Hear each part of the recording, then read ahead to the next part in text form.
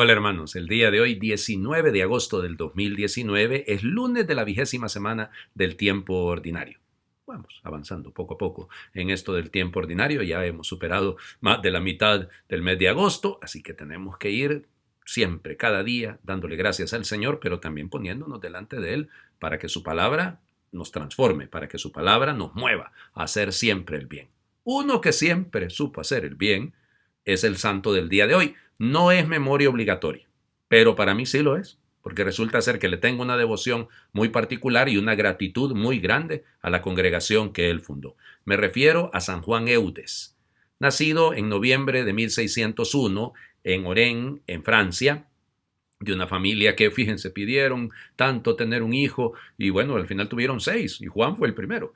Él, pues, quería a sus papás que se casara y bueno, pero no, él quería, se había consagrado al Señor y ya en 1621 hace los votos, luego un voto de virginidad, entra en la congregación del oratorio que acababa de ser fundada en Francia por el gran reformador de la Francia de esa primera parte del siglo XVII, que es el cardenal de Berulle, y bueno, entró pues en el oratorio de San Felipe Neri. Ahí estuvo hasta 1643.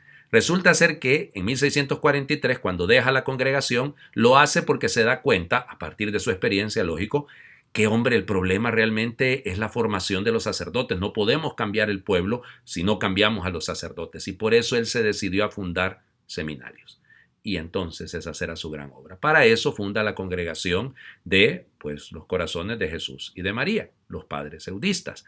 Y también una congregación de Nuestra Señora del Refugio, que son las religiosas eudistas. Las del Buen Pastor también van en esa misma línea. Pues fíjense ustedes, y bellamente, ¿no? Era un hombre cercano, pero además era un excelente predicador. Pero la razón por la que yo soy devoto de él, muy particularmente, es porque es él el iniciador de la devoción a los Sagrados Corazones. Fíjense, nosotros siempre miramos a Santa Margarita María Alacoque. Pues sí, pero el problema es que el primero que celebró la fiesta del Sagrado Corazón, la fiesta del Inmaculado Corazón de María, fue San Juan Eudes. Por eso, cuando fue canonizado, allá por 1925, se le llamó así, el apóstol de los Sagrados Corazones. Vamos, hay un proyecto de los padres eudistas de declararlo o de pedir que se le declare doctor de la Iglesia. Sus escritos son fantásticos, ¿eh? Al final vamos a hacer una oración que es de él, pidiendo la misericordia de los Sagrados Corazones. Muere un 19 de agosto del año 1680. Nunca, nunca será suficiente cuando tengamos una gran devoción por el Sagrado Corazón de Jesús y el Inmaculado Corazón de su Madre. Bueno, vamos a las lecturas del día de hoy. Comenzamos a leer hoy el libro de los jueces. Es un texto sumamente interesante, ¿no? Sabemos los jueces, Sansón, Dalila, Jefté, Gedeón, o sea, vamos. Pero empezamos, capítulo 2.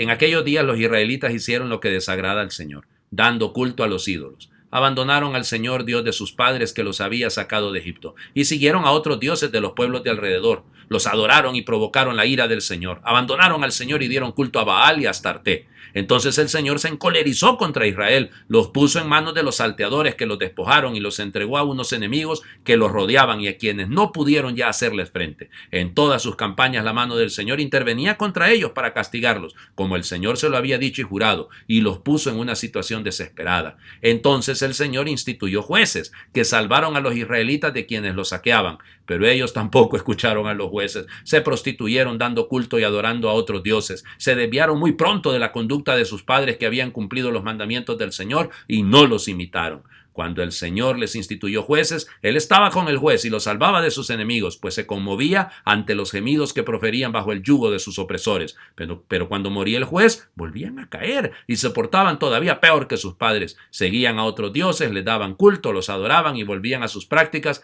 y a su conducta obstinada. Es una síntesis un poco dura, ¿no?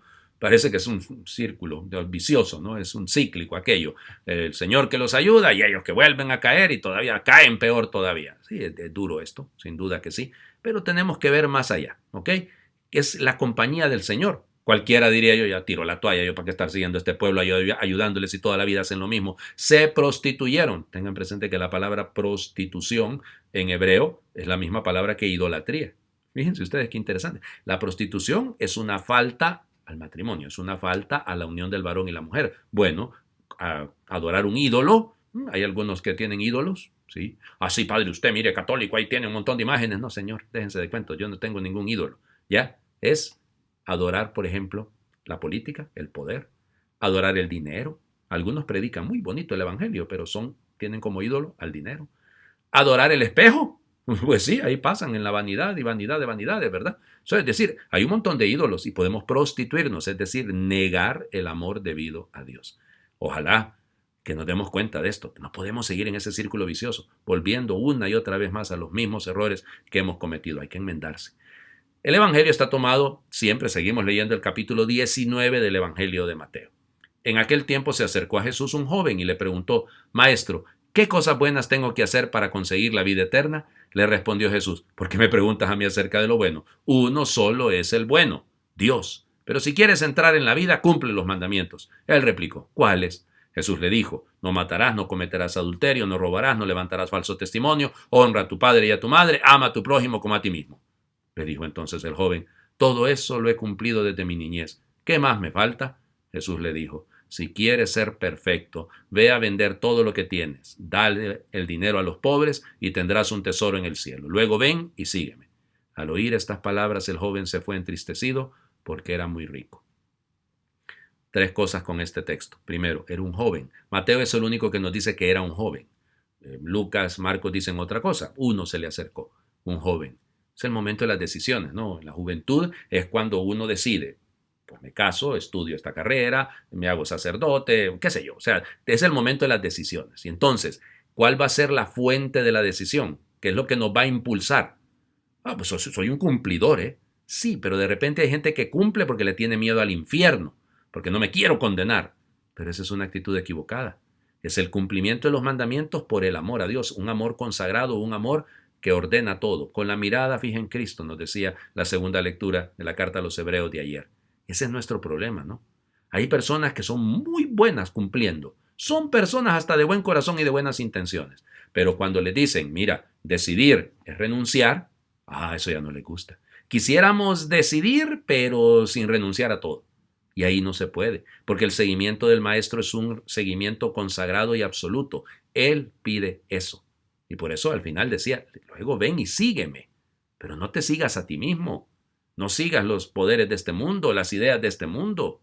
Por eso, qué complicado es este mensaje. Por eso, fíjense, qué feo cuando hay tristeza por las cosas materiales.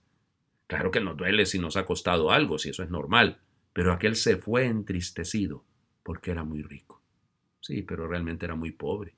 Hay gente que tiene de todo, pero es pobre, muy, muy pobre, porque realmente lo único que tiene es eso, lo material.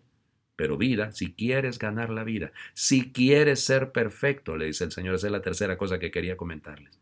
¿Se acuerdan que el Evangelio de Mateo es aquel que en el Sermón de la Montaña: sean perfectos como perfecto es su Padre que está en los cielos? La perfección está en la entrega, la perfección está en el amor.